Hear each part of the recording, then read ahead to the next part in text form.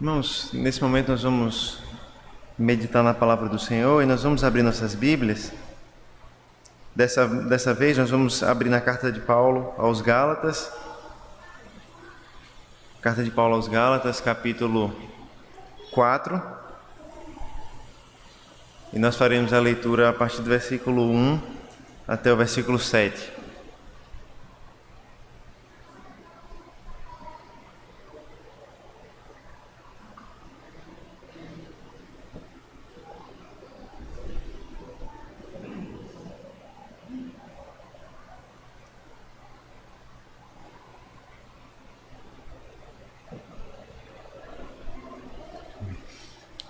Hoje nós vamos ter uma dinâmica um pouco diferente nas pregações. Hoje pela manhã nós vamos meditar em Gálatas, dando continuidade às nossas pregações nesse livro. E nós falaremos então sobre a nossa filiação ao Senhor Jesus Cristo. E à noite nós continuaremos esse tema, mas trabalhando esse tema em outra carta, na carta de 1 João. Então, hoje, pela manhã, Gálatas, capítulo 4, a partir do versículo 1 ao versículo 7, assim diz a palavra do nosso Deus. Escute com fé, com atenção a palavra do Senhor. Ela diz assim: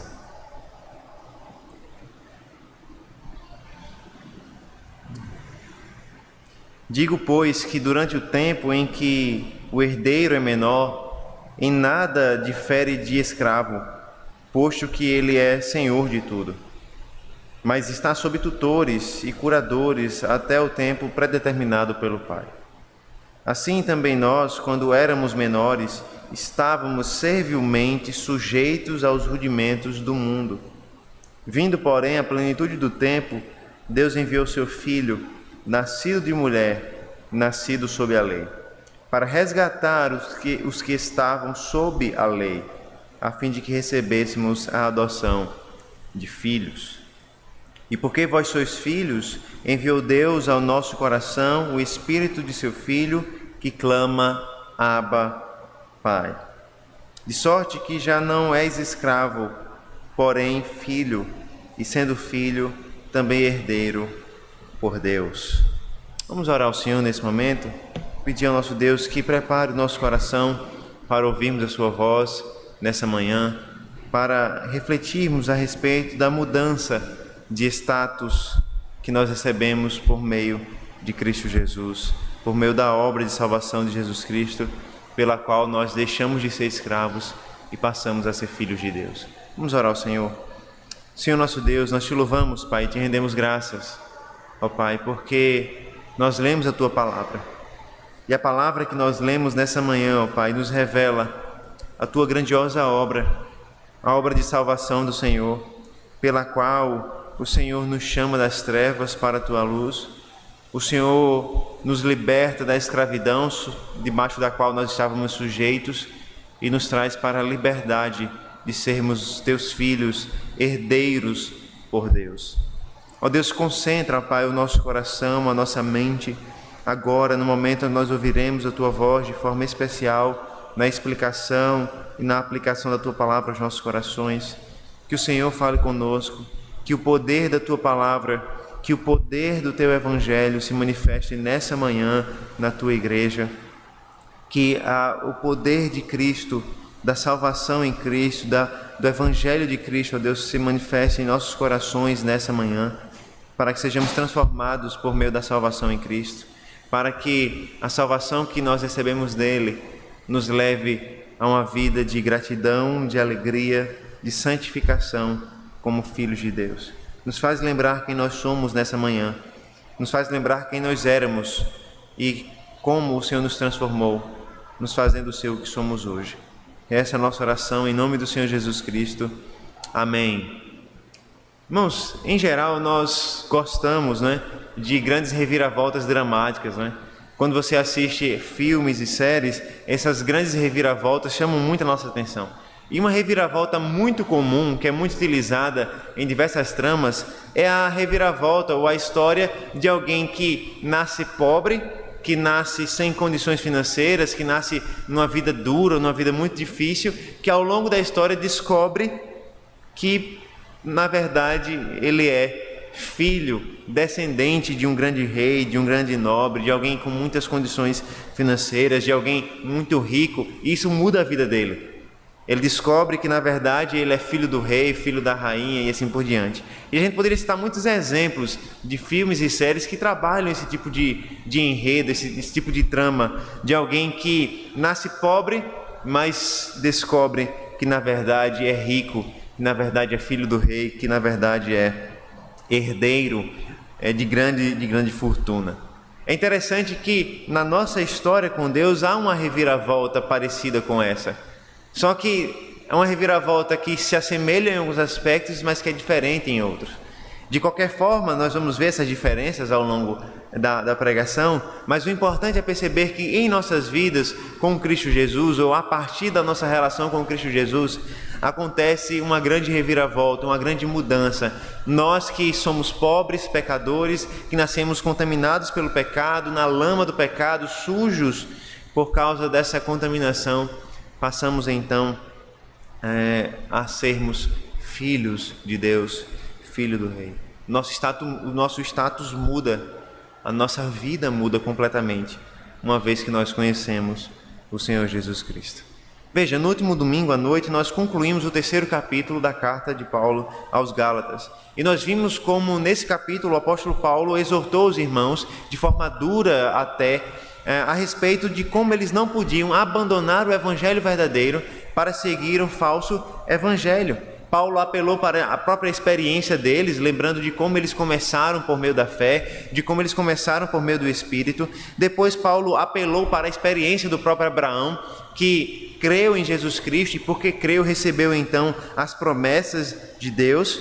Tudo isso para basear um ponto, tudo isso para fundamentar uma afirmação muito importante que Paulo vem repetindo: o homem não é salvo pela sua obediência à lei, não é salvo pelas suas obras da lei, mas é salvo somente pela fé em Jesus Cristo.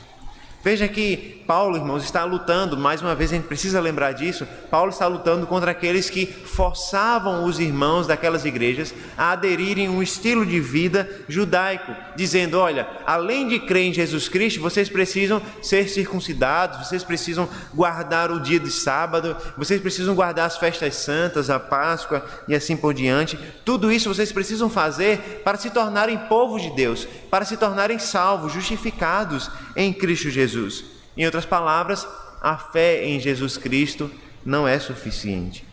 Então Paulo vai lutar contra isso, e isso fica muito claro por meio de toda a carta, e então Paulo vai mostrar como a nossa união com Cristo pela fé é a base, é o fundamento de toda a nossa salvação, de tudo aquilo que nós recebemos. Nós vimos isso muito bem na última semana. Nós vimos que Paulo nos ensina que o fato de nós estarmos unidos a Cristo por meio da fé é a razão de nós nos tornarmos filhos de Deus, é a razão de sermos chamados povo de Deus, é a razão de sermos herdeiros das bênçãos de Deus e da graça de Deus. O que Paulo está nos dizendo, em resumo, é que em Cristo nós recebemos tudo o que está reservado para os verdadeiros filhos de Deus. O capítulo 4, então, que nós chegamos hoje, inicia um novo momento na carta, mas ao mesmo tempo ele continua bebendo da fonte dos versículos anteriores. Ele continua meditando a respeito dos temas que foram tratados anteriormente. Se o final do capítulo 3 trata a respeito da nossa união com Cristo e de como nós somos filhos de Deus por meio da união com Cristo, o capítulo 4 continua esse tema, ou continua desenvolvendo a ideia de que nós somos filhos de Deus e como nós nos tornamos filhos de Deus. Ou seja, nós vamos perceber que Paulo continua falando da nossa união com Cristo, especialmente Paulo continua falando da nossa adoção, de como nós deixamos de ser escravos e passamos a ser filhos de Deus. Mas agora Paulo vai aprofundar ainda mais e vai nos mostrar como isso aconteceu. Como nós que éramos escravos um dia, agora nos tornamos filhos de Deus e herdeiros por Deus. O que nós temos então é um contraste muito simples: escravidão e liberdade. Escravidão e adoção. Escravos e filhos. Por isso, nessa manhã, nós aprenderemos que em Cristo nós passamos de escravos para filhos de Deus. Muito simples, em Cristo nós passamos de escravos a filhos de Deus. Nós vamos ver isso em dois momentos. Primeiro, nós veremos que antes de Cristo nós éramos escravos dos rudimentos do mundo. Veja que Paulo começa no capítulo 4 com uma ilustração. Essa ilustração é desenvolvida em 2 versículos apenas, mas o suficiente para a gente compreender o que ele está querendo nos dizer aqui. Veja os primeiros 2 versículos do capítulo 4 da carta de Paulo aos Gálatas. Digo, pois, que durante o tempo em que o herdeiro é menor, em nada difere de escravo, ainda que ele seja senhor de tudo, mas está sobre tutores e curadores até o tempo predeterminado pelo Pai. Veja, irmãos, que nesse versículo Paulo descreve uma situação que é aparentemente comum nos seus dias, uma situação que também nós vemos com certa repetição em nossos dias. A ideia de alguém que é herdeiro, que tem uma herança para receber, mas que é ainda menor de idade e não pode receber essa herança. Veja que Paulo vai nos dizer no versículo 1 que esse herdeiro é menor. E a ideia aqui é que menor seja um termo legal, menor de idade. Ele ainda não alcançou a idade da responsabilidade, a idade na qual ele assumiria o controle da sua herança. Ou seja, ele é herdeiro, ele tem toda uma posse a tomar conta, porém ele ainda é menor em termos legais. Ele precisa amadurecer, é necessário chegar o tempo no qual ele vai tomar o direito para si sobre a herança.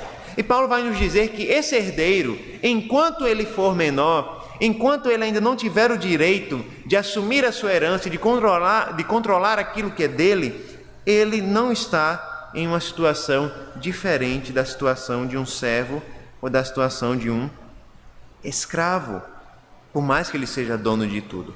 Ainda que ele seja senhor de todas as coisas, ainda que ele tenha muito dinheiro e muita herança, ainda que ele seja o herdeiro legítimo, ele não tem direito a controlar essa herança. Ele não tem direito a movimentar, a fazer escolhas de como essa herança vai ser aplicada. Pelo contrário, ele está debaixo de tutores, ou literalmente, de guardiões legais. É nesse sentido que ele é igual ao escravo. Da mesma maneira que o escravo não tem direito de controlar as posses do seu senhor, assim também o herdeiro não tem direito de controlar as posses que ainda não são dele, porque ele ainda não alcançou a maioridade. Ele tem o direito legal, mas esse direito legal ainda não pode ser exercido. E dessa forma, ele não está numa situação muito diferente da situação de um servo, da situação de um escravo.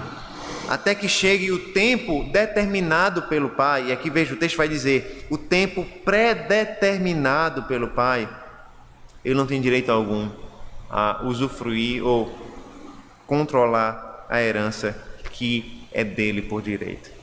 Essa é a ilustração de Paulo, uma ilustração simples, mas interessante. E veja como no versículo 3 agora, ele aplica essa ilustração aos crentes em Cristo, ao povo de Deus. Ele diz, assim também nós, quando éramos menores, estávamos servilmente sujeitos aos rudimentos do mundo. E aqui, irmãos, nós devemos seguir o fluxo do argumento de Paulo, seguir a linha de raciocínio de Paulo, quando ele utiliza essa ilustração. Quando ele utiliza essa ilustração, quando ele fala dessa ideia de alguém que é herdeiro, mas que ainda é menor de idade, não pode assumir a sua herança, ele parece estar desenvolvendo ilustrações que ele utilizou anteriormente. Por exemplo, nos versículos 24 e 25 do capítulo 3, Paulo nos ensinou que a lei foi dada como guia, como um supervisor. Por quê? Porque aparentemente a igreja estava em sua infância. Ou seja, nos versículos 24 e 25, nós podemos observar que Paulo fala de um momento da história onde o povo de Deus estava na sua infância. E porque estava na sua infância, precisava ser guiado pela lei de Deus.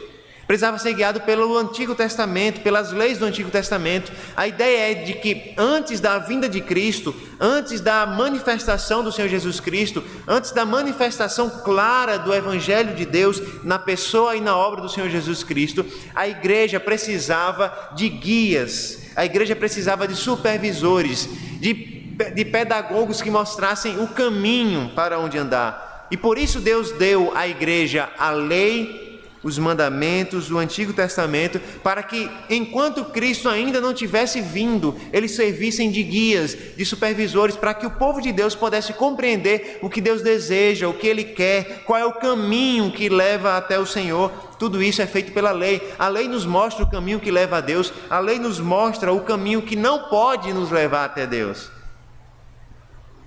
Paulo então comparou primeiro a ideia da infância, de uma criança que precisa de um supervisor, de uma criança que precisa de um guia para lhe ensinar o caminho, porque ele ainda não é adulto.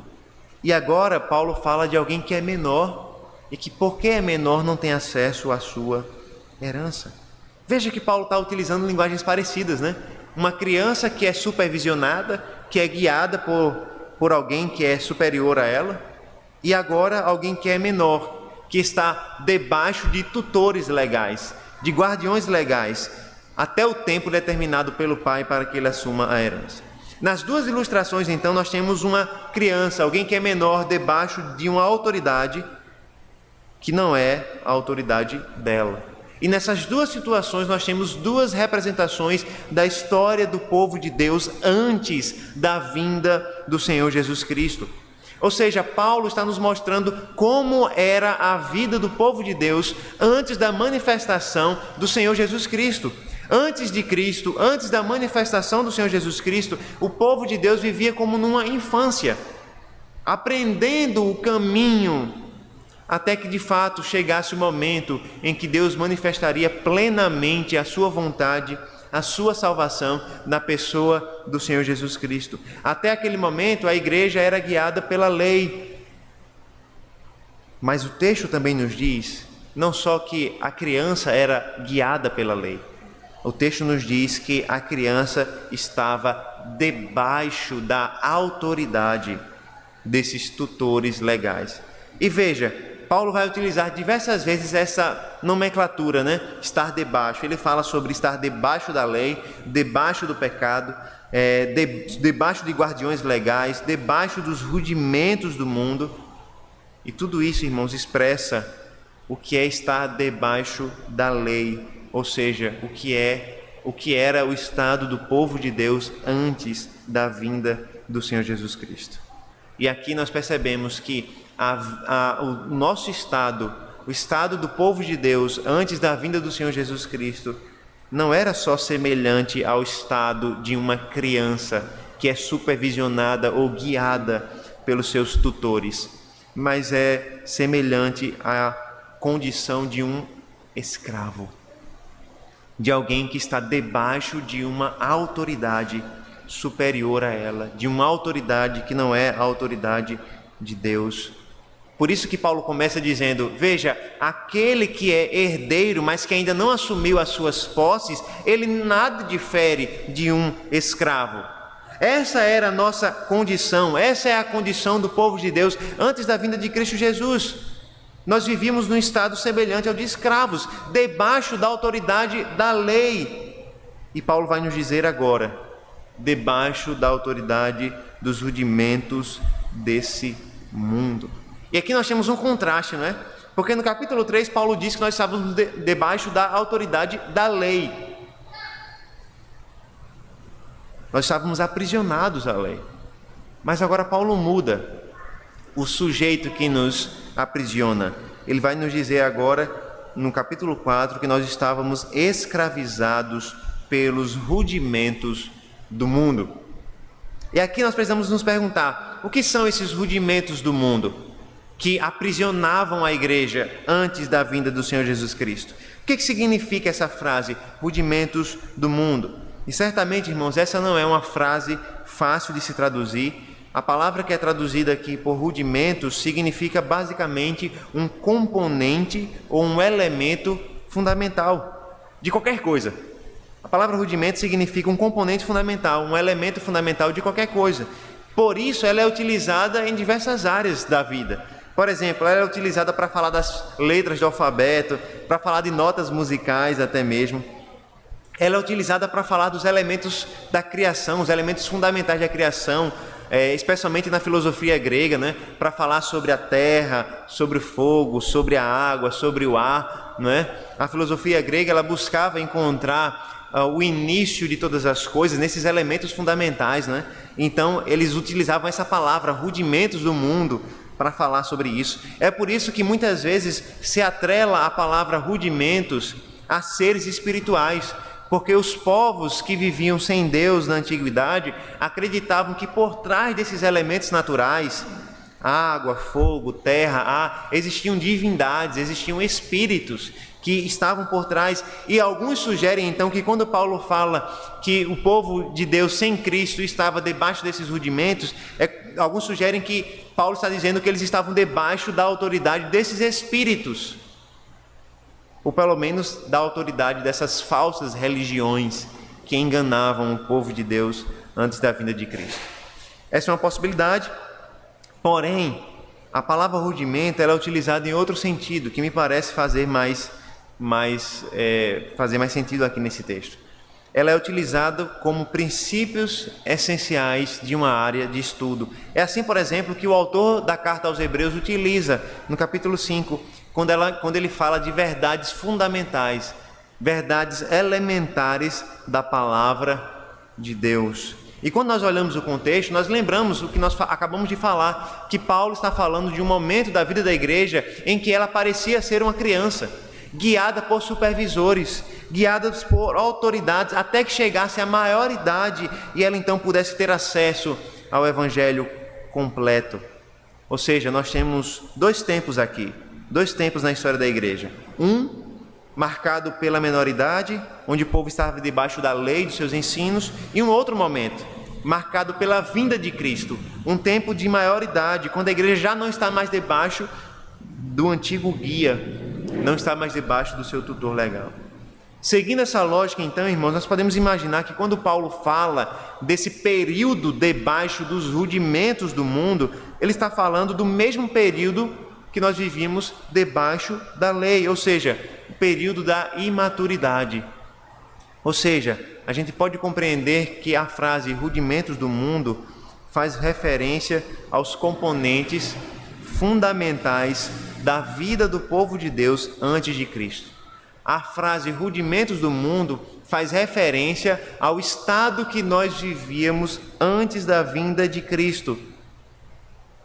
Nas palavras do F.F. Bruce, ele vai nos ajudar a entender isso. Ele vai dizer: Paulo fala do tempo durante o qual o povo de Deus viveu debaixo da lei, como o tempo em que passaram na classe infantil aprendendo o ABC, que para eles equivalia às noções rudimentares do mundo. Ou seja, a ideia é de que nesse primeiro estágio da vida da igreja, antes da vinda de Cristo, a igreja estava aprendendo o ABC, a igreja estava aprendendo o beabá, a igreja estava aprendendo as coisas elementares, rudimentares da fé, até que a maioridade chegasse. Até que o tempo onde Jesus seria revelado e o evangelho de Jesus Cristo seria revelado com maior plenitude, com maior clareza. Ou seja, rudimentos do mundo, então, parece uma referência a esse período, a esse momento da história. Talvez a dúvida seja porque Paulo acrescenta do mundo, né? Rudimentos do mundo. E aqui parece provável que Paulo faz isso para associar tanto judeus como gentios, porque de fato, os gentios não tinham a lei de Deus. E os gentios, portanto, não poderiam aprender os rudimentos, vamos dizer assim. Mas a verdade é que Paulo está incluindo aqui ambos, judeus e gentios, ou seja, judeus e aqueles que não eram judeus. E está dizendo todos os homens, aqueles que são judeus de nascimento e aqueles que não são judeus de nascimento, todos eles estavam debaixo desse Senhor, todos eles estavam escravizados, serviam servilmente aos rudimentos do mundo. Paulo não diz que a lei era esses rudimentos do mundo. Pelo contrário, Paulo diz que de alguma forma, judeus e não judeus, todos os homens, todas as mulheres, estavam debaixo da mesma situação. Todos estavam debaixo dos rudimentos desse mundo. Todos estavam na menor idade. Todos estavam debaixo da condenação da lei de Deus.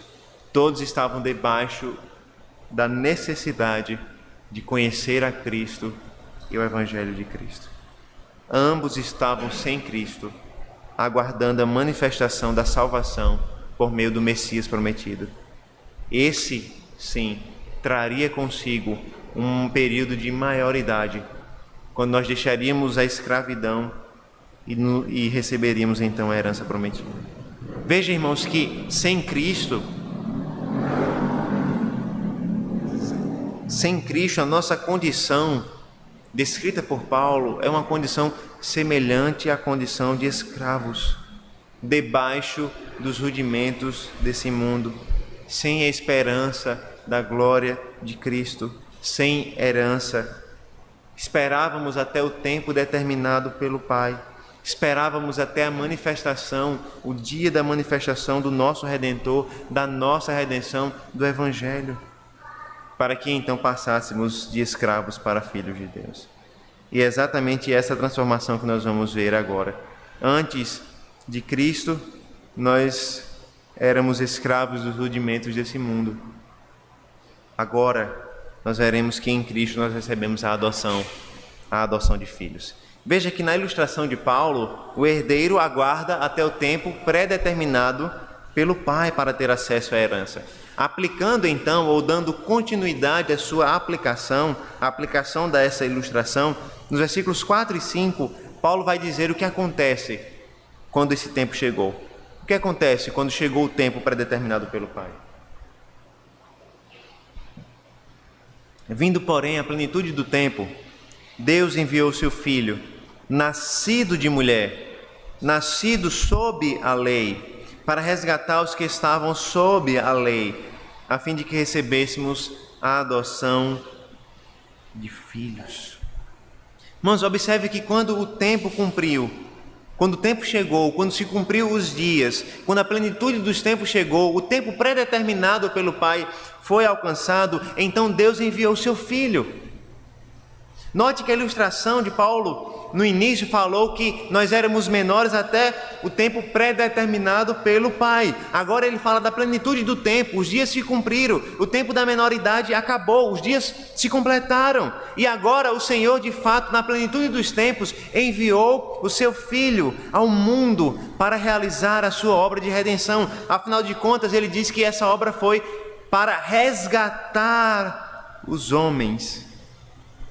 Veja que o texto nos diz que esse filho veio nascido de mulher, nascido sob a lei. E aqui, irmãos, nós começamos a ver a glória da manifestação do Senhor Jesus Cristo. Primeiro, ele veio nascido de mulher. E Paulo faz questão de dizer, Jesus Cristo se fez carne, o Filho de Deus se fez carne. Ele foi concebido no ventre de uma mulher. Ele tomou sobre si a natureza humana. Ele deixou de ser apenas Deus e passou a ser Deus, homem, duas naturezas, uma única pessoa, Deus verdadeiro e homem verdadeiro, nascido de mulher, não um mutante, não um semideus no mundo, mas um homem perfeito, nascido como qualquer um de nós nascemos. Além disso, o texto vai nos dizer que o Senhor Jesus Cristo, o Filho, ele veio nascido debaixo da lei.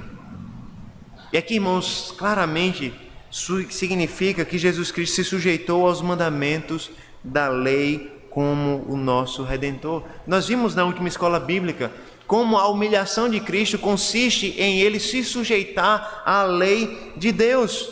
Ele ficou sujeito às leis do Senhor, não simplesmente como uma norma de vida. Não foi porque Jesus Cristo achou bonita a lei de Deus, achou belo os mandamentos de Deus e resolveu se sujeitar, se colocar debaixo da lei. Não foi por conta disso. Jesus não escolheu ficar debaixo da lei porque ela era uma regra bonita de vida. Jesus Cristo ficou debaixo da lei porque essa era a condição do pacto das obras, ou seja, da aliança que Deus fez com o homem. Deus fez essa aliança com Adão, lá em Gênesis, quando ele disse: todas as árvores você pode comer, mas essa árvore do conhecimento do bem e do mal você não pode comer, ou seja, você não pode transgredir os meus mandamentos. Se você transgredir os meus mandamentos, você vai morrer. Essa era a condição, e Adão quebrou esse mandamento, quebrou a condição. E por isso ele recebeu a morte no lugar da vida que lhe era prometida. Dessa forma, então, quando Jesus Cristo ele fica debaixo da lei, ele assume seu lugar debaixo da lei, ele está assumindo o lugar de Adão e se submetendo aos termos da aliança. Jesus Cristo está se submetendo aos termos da aliança que diz: se você obedecer à lei, você alcançará a vida; se você desobedecer, você vai alcançar a morte. Jesus Cristo tomou sobre si a lei que nós não conseguimos cumprir. Jesus Cristo tomou sobre si a lei e, consequentemente, ele tomou sobre si também a maldição da lei que estava sobre nós.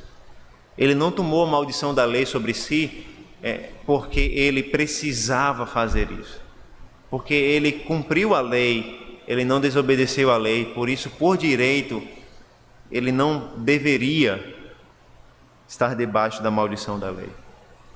Mas ele tomou sobre si a maldição da lei, porque ele assumiu o nosso lugar. Ele assumiu o lugar do seu povo. Ele carregou os nossos pecados sobre si. E uma vez que ele fez isso, ele se sujeitou não só à lei, mas ele se sujeitou também à própria maldição da lei. E aqui nós vemos a beleza da encarnação do Senhor Jesus Cristo. Aquele que é o Senhor dos senhores, o autor da lei, o próprio legislador, o criador dos mandamentos, aquele que estava fazendo aliança com Adão, ele mesmo se sujeita à lei que ele mesmo criou. Ele se sujeita à maldição que ele mesmo anunciou a Adão. O legislador, o autor da lei, agora está debaixo da lei. Tudo isso ele fez. O texto de Paulo vai nos dizer: para nos resgatar, para resgatar os que estavam debaixo da lei. O legislador se coloca debaixo da lei que ele mesmo criou, para libertar os que estavam debaixo da condenação da lei e da sua condenação. Veja que nos versículos 13 e 14 do capítulo 3, Paulo utilizou palavras muito parecidas, semelhantes a essas. Paulo já nos ensinou que Cristo nos resgatou da maldição da lei. Agora, novamente, ele utiliza esse mesmo verbo, a ideia de resgatar. E nós lembramos que esse verbo aqui, resgatar, era muito utilizado com a ideia de comprar, de redimir. Provavelmente incluía também o sentido de quando um escravo ele comprava o direito da sua própria liberdade, ou seja, ele era resgatado, né? Ele era escravo, mas ele comprou, ou alguém comprou para ele o direito da sua liberdade, ou seja, ele foi resgatado, ele foi comprado mediante o pagamento de um preço. A ideia é essa, o Paulo utiliza esse mesmo verbo aqui. A ideia é que nós éramos escravos, mas Jesus Cristo pagou o preço necessário para que nós fôssemos libertos. Jesus Cristo, ele entregou a sua própria vida como o preço necessário para a nossa libertação. Paulo está dizendo, antes de Cristo nós éramos escravos. Mas até o momento em que Deus enviou o seu Filho, e o seu Filho tomou sobre si o peso da lei, cumpriu a lei e entregou essa conquista como o preço para a nossa libertação. Entregou a sua própria vida como preço para a nossa libertação. E nós que estávamos debaixo da lei, da maldição da lei, da condenação da lei, nós somos libertos. Paulo disse, todo homem está debaixo da condenação da lei, por uma coisa muito simples: aquele que quer viver pela lei de Deus precisa obedecer toda a lei de Deus, e se falhar apenas em um dos mandamentos, está debaixo de grande maldição. Jesus Cristo então cumpriu a lei de Deus perfeitamente. para que nós que estávamos debaixo de maldição, porque descumprimos a palavra de Deus, pudéssemos ser libertos. E aqui nós temos o jogo de afirmações que Paulo faz. Deus enviou o seu Filho debaixo da lei, para que os que estavam debaixo da lei se tornassem filhos. Essa sequência revela o propósito maravilhoso de Deus. Veja, irmãos, Deus envia o seu Filho, e o seu Filho se torna sujeito à lei, para que aqueles que estavam sujeitos à lei agora possam ser adotados e passem a ser filhos. E essa sequência maravilhosa das palavras de Paulo nos mostram o propósito da obra de Cristo, de nos tornar filhos de Deus. Foi para esse propósito que Jesus Cristo se tornou escravo. Jesus Cristo se tornou escravo da lei para que nós fôssemos libertos da lei. Jesus Cristo deixou a sua glória de Filho de Deus nos céus para viver como servo nesse mundo, para que nós, que sim merecíamos ser escravos e condenados pela lei, nos tornássemos filhos de Deus. Ele se tornou prisioneiro para a nossa libertação. Ele se tornou servo para que nós, servos, nos tornássemos filhos. O Filho viveu como servo, como escravo, para que escravos se tornassem filhos. Aquele que é o autor da lei se fez cativo, se fez preso, prisioneiro da lei e da própria maldição da lei, para que aqueles que estavam presos fossem libertos de fato. E Paulo nos diz então que toda essa obra de Cristo, assumindo o nosso lugar, tem como propósito que nós recebêssemos a adoção de filhos. E essa adoção, irmãos, garante a nós o acesso a todos os direitos, benefícios de sermos filhos de Deus. Como nós vimos no último domingo, Israel era chamado pelo próprio Deus de seus filhos.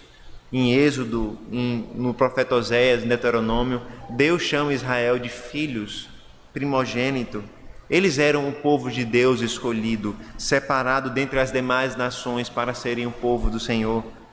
Quando Paulo mais uma vez afirma que nós somos filhos de Deus, Paulo está nos dizendo: nós que cremos em Jesus Cristo, nós somos o verdadeiro povo de Deus. Nós alcançamos o status completo, a condição completa de sermos povo de Deus, filho de Deus por direito.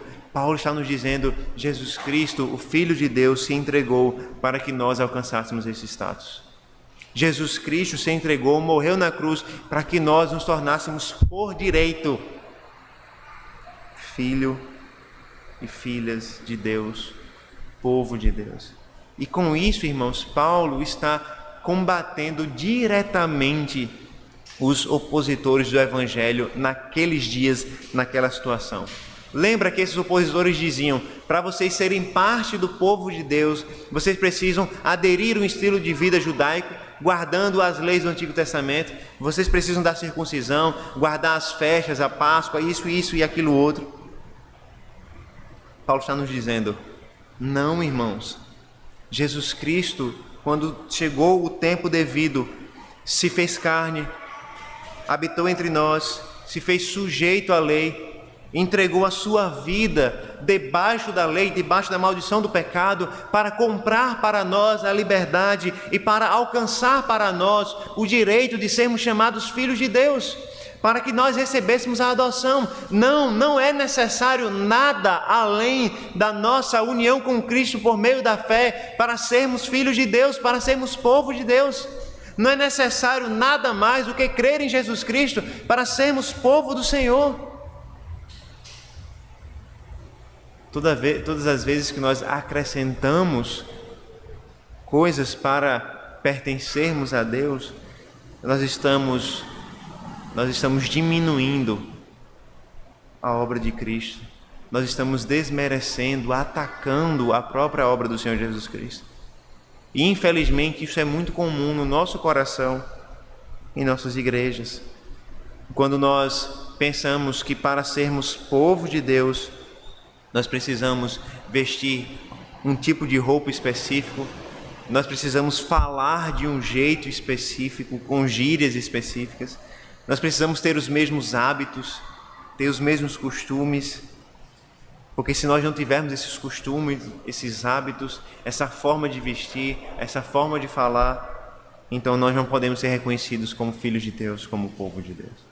E nós começamos a acrescentar usos e costumes ao que Paulo nos ensina, que foi somente pela fé e pela graça de Deus.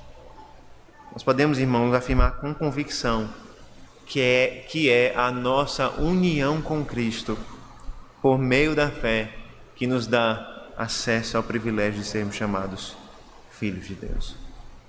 Além disso, essa adoção nos confirma o nosso lugar como povo de Deus, como povo escolhido de Deus, como verdadeiro povo do Senhor.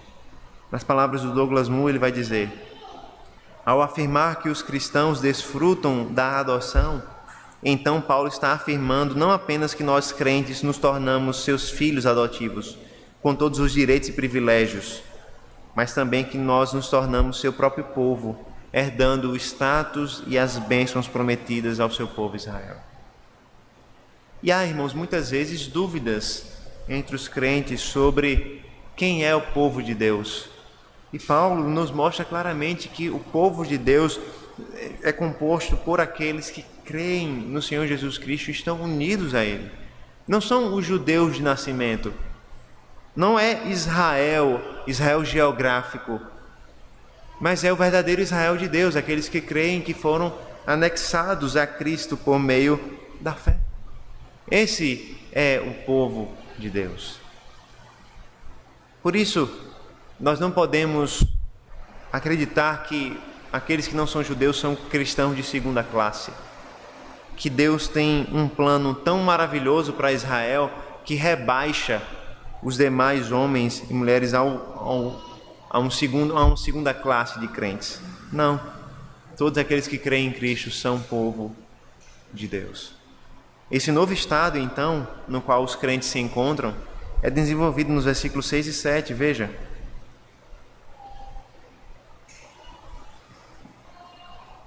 E porque vós sois filhos, enviou Deus ao nosso coração o Espírito de seu Filho, que clama: Abba, Pai.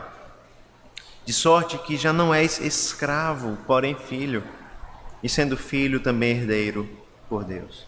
Veja que o versículo 6 continua a partir da afirmação de que nós recebemos a adoção de filhos, e ele diz, nesse versículo, que por meio dessa adoção nós recebemos o Espírito, ou ligado a essa adoção, melhor dizendo, nós recebemos esse Espírito. E aqui nós vemos mais uma vez Paulo inserindo a pessoa do Espírito Santo. Lá no início do capítulo 3, Paulo lembrou esses irmãos da Galácia que eles começaram na fé por meio do Espírito. Agora, no capítulo 4, no início do capítulo 4, novamente ele lembra do Espírito Santo. E lembra como o Espírito Santo está ligado a essa obra de adoção que é realizada por meio de Cristo. Paulo nos diz que Deus enviou ao nosso coração o Espírito do seu Filho, que clama: Pai. Claramente nós temos aqui uma associação entre a obra de Cristo e o dom do Espírito Santo. E aqui Paulo fala, irmãos, deixa muito claro que todos os filhos de Deus receberam em seus corações o Espírito de seu Filho. O dom do Espírito está claramente associado com a obra de Cristo. Não é algo que nós alcançamos com muita oração, não é algo que nós alcançamos com muita busca, subindo no monte para orar. O dom do Espírito do seu Filho é algo que está claramente associado à obra de Cristo. Porque Cristo se fez carne, porque Cristo morreu, porque Cristo ressuscitou, porque Cristo entregou a nós a sua salvação e a sua redenção por meio do Espírito. Nós recebemos o Espírito que clama em nosso coração: Pai. O Espírito de seu Filho. E essa nomenclatura é interessante, né? Porque Paulo chama o Espírito Santo não de Espírito de Deus, como é muito comum no Antigo Testamento, mas ele chama de Espírito de seu Filho, numa clara menção ao Senhor Jesus Cristo. E Paulo faz isso constantemente em outras cartas. Paulo chama o Espírito Santo de Espírito de Cristo, Espírito do Senhor Jesus Cristo. E mais uma vez Paulo está fazendo questão de associar a obra do Espírito com a obra de Cristo. Aqueles que estão unidos a Cristo pela fé recebem o Espírito Santo. Na verdade, não há uma sequência aqui, não é? Nós poderemos dizer que o Espírito Santo nos une a Cristo pela fé e nós recebemos o Espírito que clama Abba, Pai. Tudo isso está ligado, uma obra está ligada com a outra. A presença do Espírito, então, em nós é descrita a partir da obra do Senhor Jesus Cristo. E aqui, irmãos, nós vemos a beleza da obra da Trindade atuando, não é? É o Pai que nos adota como filhos, mas Ele faz isso mediante o pagamento, a entrega do seu próprio Filho, Jesus Cristo. E isso é concretizado, isso é selado por meio do Espírito Santo que habita em nós e que clama dentro de nós, Abba, Pai. Pai, Filho e Espírito Santo atuando para a nossa salvação. Pai, Filho e Espírito Santo atuando para a nossa adoção. O Pai nos adota, Ele adota mediante a obra do Filho, e essa obra é aplicada a nós por meio do Espírito Santo, que clama em nosso coração, Pai. Que parece nós temos a descrição, esse clamor, né, Pai, parece que é uma descrição daquilo que ocorre no coração do crente diante da convicção de que ele é um filho de Deus. E certamente é isso que acontece em nosso coração, né? O Espírito Santo, de fato, clama em nosso coração e mostra aos nossos corações que nós somos filhos de Deus. Ele testifica em nosso coração que nós somos filhos de Deus. E é a partir dessa testificação, dessa convicção que o Espírito dá a nós, que nós compreendemos que nós temos um Pai que está nos céus, que nós temos um Pai que é nosso Deus e que cuida de nós. E como filhos, então, nós temos acesso à proteção de Deus, à provisão de Deus, à correção de Deus, à atenção de Deus e a um último benefício que é descrito no versículo 7, quando Paulo nos lembra que como filhos de Deus nós também temos a herança de Deus. Na verdade, veja que nesse versículo, no versículo 7, Paulo conclui a aplicação da sua ilustração sobre o herdeiro menor de idade. Paulo começou falando de um herdeiro menor que não podia ter acesso à herança. Paulo então continuou nos ensinando que em Cristo nós deixamos de ser escravos e passamos a filhos, herdeiros de Deus. Cada um de nós, por meio da fé em Cristo Jesus, muda de condição. Nós passamos de filhos, nós passamos de escravos para herdeiros. Passamos a ser filhos, herdeiros com Cristo. E aqui, irmãos, a frase herdeiros por Deus mostra a causa dessa herança, o autor dessa herança. Em outras palavras, Paulo está nos dizendo, está mostrando Deus como o doador da herança, a razão da nossa herança. Paulo está nos mostrando que Deus é o doador de toda a herança que nós recebemos. A salvação com todas as suas bênçãos, o perdão dos pecados, a justificação, a adoção de filhos, a herança eterna, tudo que nós recebemos porque nós somos herdeiros por Deus. Deus é o doador de toda a nossa herança. Abra agora em Romanos capítulo 8, versículo 17. Capítulo 8 dessa carta aos Romanos, Paulo, ele fala de verdades muito semelhantes em todo o capítulo 8 àquilo que Paulo falou nos versículos de 1 a 7 em Gálatas. Os irmãos podem ler em casa com calma e perceber os paralelos. Mas hoje nós vamos ler especificamente o versículo 17.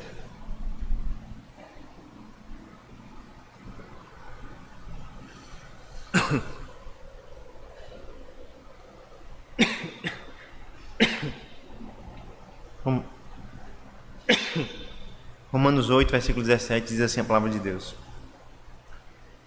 Ora, se somos filhos, somos também herdeiros, herdeiros de Deus e co-herdeiros com Cristo. Se com Ele sofremos, também com Ele seremos glorificados. Em Cristo, nós passamos a ser herdeiros, herdeiros com Cristo, co-herdeiros com Cristo. Se aprendemos a viver como Cristo, certamente seremos glorificados como Cristo. O que nós percebemos, irmãos, no texto de Gálatas, nessa manhã, é que Paulo faz questão de nos mostrar todos os privilégios que nós recebemos por meio do Senhor Jesus, por meio da fé em Cristo. O privilégio de sermos filhos de Deus, o privilégio de sermos chamados e sermos de fato povo de Deus.